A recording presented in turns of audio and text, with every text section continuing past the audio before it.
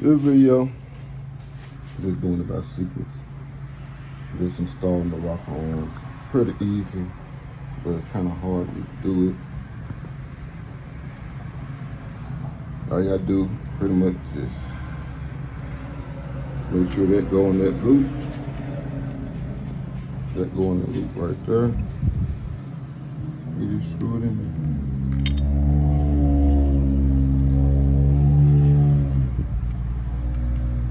Pretty basic.